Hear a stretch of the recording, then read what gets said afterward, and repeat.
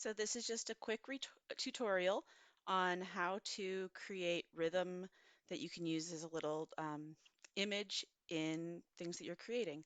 So I'm already logged into my Noteflight account. You can get one for free that has limited options. You can also pay for an upgrade, but I use the free one.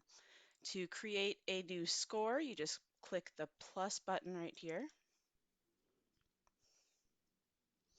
and you're going to start from a blank score sheet. The default comes up looking like this.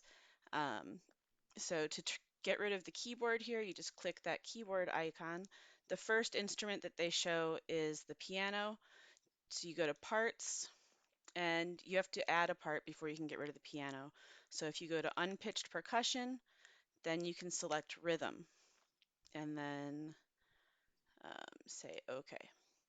Then you can go and delete the piano part. That's not an option until you've added the rhythm part. Then over here, you just select your measure. I'm assuming that you wanted to do something in 4/4 time, but you can change that just by clicking on the time signature if you want to. You can also hide that so that that's not visible. And then click here. That highlights that whole rest. You can change your duration. So if you wanted it to be a quarter note, you can do that.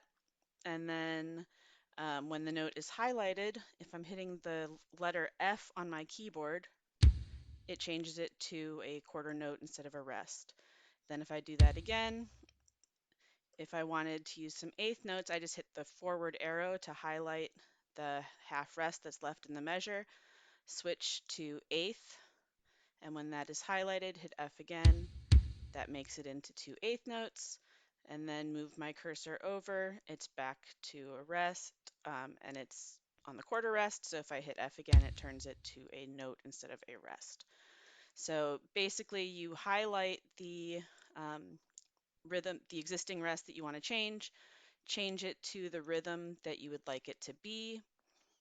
And then as long as you're using that same rhythm, so if I wanted a whole measure of eighth notes, once I changed that to eighth notes, if I just push F over and over, it'll fill that whole measure until I tell it a new rhythm to use. So you have to change that every time you're switching what rhythm you want.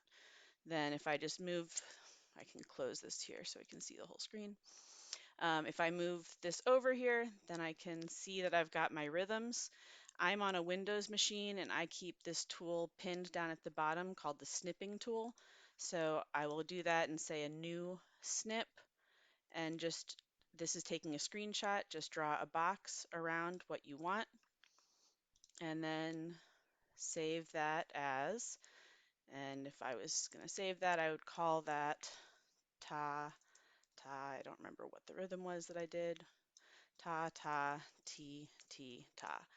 And I would just save that as an image. Then in your Google Slide or PowerPoint, whatever you're using, you can just insert that as an image. So I hope that helped.